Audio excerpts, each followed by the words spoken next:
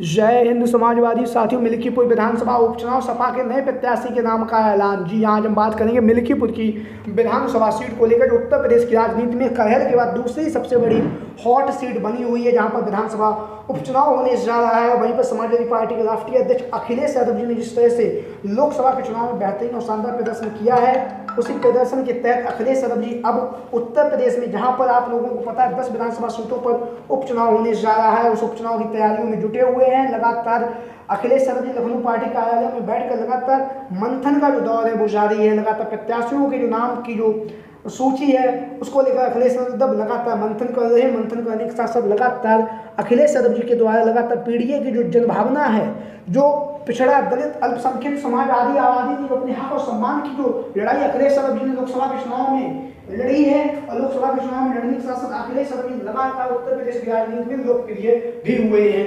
वहीं पर उसी लड़ाई को लगातार अखिलेश यादव लगातार बरकरार रखे हुए हैं। विभिन्न मुद्दों पर लगातार भारतीय जनता पार्टी पर हमलावर भी होते हैं, और हमलावर होने के साथ साथ लगातार उत्तर प्रदेश की जो राजनीति है, जहां पर 10 विधानसभा सीटों पर उपचुनाव होने जा रहा है, उसके लिए भी अखिलेश यादव लगातार पीडीए की ही भावना को आगे बढ़ा रहे हैं। पीडीए के समाज के लोगों को राजनीति से जोड़ रहे हैं, और राजनीति में जोड़ने के साथ साथ लगातार अखिलेश यादव जी उनके हक सम्मान की बात कर रहे हैं, रोजगार की बात कर रहे हैं, महंगाई भ्रष्टाचार के खिलाफ अपनी बातें रख रहे हैं। और जिस तरह से उत्तर प्रदेश में जो घटनाक्रम चल रहा है उसको लेकर भी अखिलेश यादव जी के द्वारा भारतीय जनता पार्टी को मुखिया जो है उत्तर प्रदेश के जो मुख्यमंत्री हैं योगी आदित्यनाथ पर लगातार हमला करते रहते हैं। वहीं पर हम बात करेंगे मिल्कीपुर की विधानसभा सीट। जैसा कि आप लोगों को पता है, लोकसभा के चुनाव में भारतीय जनता पार्टी ने जिस तरह से जो करारी शिकस्त हुई है, उसमें कहीं ना कहीं अखिलेश यादव जी की महत्वपूर्ण भूमिका रही है। और उसी हार का बदला लेने के लिए अब उत्तर प्रदेश में जहाँ पर 10 विधानसभा सीटों पर उपचुनाव होने जा रहा है,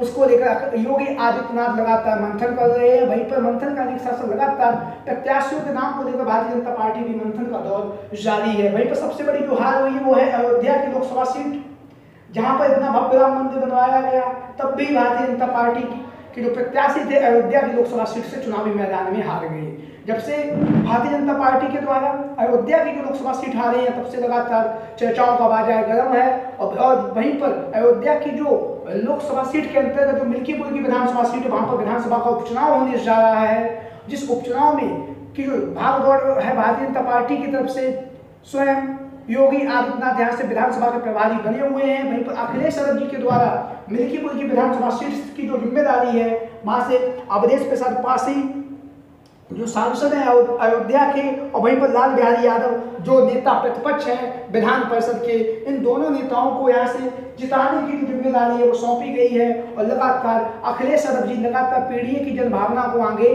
बढ़ा रहे हैं। वहीं पर बात करेंगे समाजवादी पार्टी से। यहाँ से अखिलेश यादव जी के द्वारा अवधेश प्रसाद पासी के जो पुत्र हैं अजीत प्रसाद पासी का जो टिकट है वो तय किया गया। हालांकि अभी तक इसका औपचारिक ऐलान नहीं हुआ, लेकिन दावेदारी अवधेश प्रसाद पासी के जो पुत्र हैं अजीत प्रसाद पासी की है, मजबूती के साथ है। संभावित दावेदार के तौर पर लगातार चुनाव प्रचार कर रहे थे, और चुनाव प्रचार करने के साथ साथ लगातार लोगों के बीच में और जनता के बीच में लगातार पहुंच भी रहे हैं। जब से उन्हें टिकट मिला है, और टिकट मिलने से पहले भी वो है लगातार मिल्कीपुर की विधानसभा सीट से लगातार लोगों के बीच में और जनता के बीच में पहुंचते रहते हैं। जनहित के जो मुद्दे हैं उन मुद्दों को भी उठाते रहते हैं। अवधेश प्रसाद पासी के जो पुत्र हैं अजीत प्रसाद पासी, वहीं पर अब अजीत प्रसाद पासी जहाँ पर जनसंपर्क कर रहे हैं, लगातार लोगों के बीच में जनता के बीच में पहुंच रहे हैं। वहीं पर अजीत प्रसाद पासी के ऊपर जो एक केस है वो दर्ज हुआ है। केस जो है, उस केस में केसकर्ता जिसने केस किया है उसने दावा किया है कि मेरे साथ इन्होंने मारपीट की है, और इन्होंने मारपीट करने के साथ साथ मेरे जो 1 लाख रुपए है उन रुपयों को भी ले लिया गया है, और गाड़ी से धक्का मार के बाहर निकाल दिया गया है।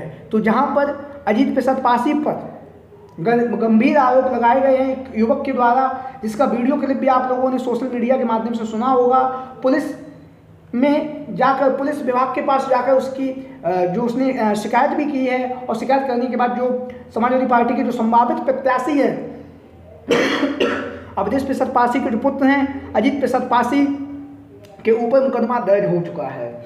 जहां पर उनके ऊपर मुकदमा दर्ज हुआ है, वहीं पर अभी तक उनकी गिरफ्तारी नहीं हुई है। पुलिस लगातार छानबीन कर रही है और लगातार मुद्दे की जो बातें हैं उन बातों को समझ रही है। वहीं पर अजीत प्रसाद पर जिस तरह से जो कार्रवाई की जा रही है, उस कार्रवाई पर अवधेश प्रसाद पासी ने अपनी बात रखी और अवधेश प्रसाद पासी ने कहा कि यह भाजपा की सोची समझी रणनीति है, क्योंकि उसे पता है कि समाजवादी पार्टी की तरफ से यहाँ से अजीत प्रसाद पासी का जो टिकट है वो तय कर दिया गया है और अजीत प्रसाद पासी को चुनावी मैदान में हरा नहीं पाएंगी भाजपा, इसलिए इस तरह के जो आरोप है वो लगाए जा रहे हैं। वहीं पर अवधेश प्रसाद पासी ने ऐलानिया कहा है कि हम मिल्कीपुर की जो विधानसभा सीट है यहाँ से भारतीय जनता पार्टी को एक बार पुनः हराएंगे। लेकिन वहीं पर अखिलेश यादव लगातार नए प्रत्याशी को लेकर भी मंथन का जो दौर है वो जारी है, क्योंकि अखिलेश यादव जी के बारे में आप लोगों को पता है, उनकी जो सोच है वो दूर दृष्टि की सोच है। अगर यह मामला जो चल रहा है, मामला अगर आगे और बढ़ रहा है तो फिर अखिलेश यादव यहाँ से किसी नए प्रत्याशी को लेकर भी लगातार मंथन कर रहे हैं लखनऊ पार्टी कार्यालय में। वहीं पर हम बात करेंगे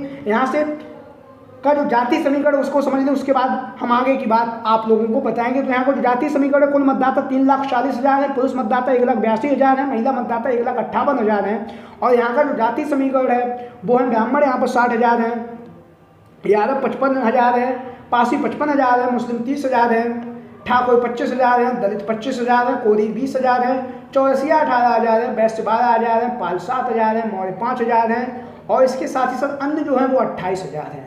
यानी कि अगर जाति समीकरण के हिसाब से देखा जाए तो फिर यहाँ से किसे प्रत्याशी बनाया जाना चाहिए, आप लोगों की क्या राय है? सभी साथी कमेंट बॉक्स के माध्यम से अपनी राय जरूर दें। पीडीए बाहुल्य सीट है, पिछड़ा दलित अल्पसंख्यक समाज के जो मतदाता हैं वो यहाँ पर अच्छी खासी तादाद में हैं। वहीं पर लगातार अखिलेश यादव जी के द्वारा लखनऊ पार्टी कार्यालय में मंथन जारी है। मिल्कीपुर की जो विधानसभा सीट है यहाँ से समाजवादी पार्टी के नए प्रत्याशी के तौर पर भी मंथन जारी है। वहीं पर अजीत प्रसाद पासी का जो प्रकरण है उसको भी अखिलेश यादव लगातार सुन और समझ भी रहे हैं और लगातार उत्तर प्रदेश में जहां पर 10 विधानसभा सीटों पर उपचुनाव होने जा रहा है उसके लिए समाजवादी पार्टी के राष्ट्रीय अध्यक्ष अखिलेश यादव लगातार जमीनी स्तर पर कार्य कर रहे हैं। कार्यकर्ताओं और नेताओं को बूथ स्तर पर संदेश दे दिया गया है कि आप लोग चुनावी मैदान में उतरने की तैयारी करिएगा। बहुत ही जल्द विधानसभा का जो उपचुनाव है उसका बिगुल बजने जा रहा है उत्तर प्रदेश में, जहां पर 10 विधानसभा सीटों पर उपचुनाव होगा।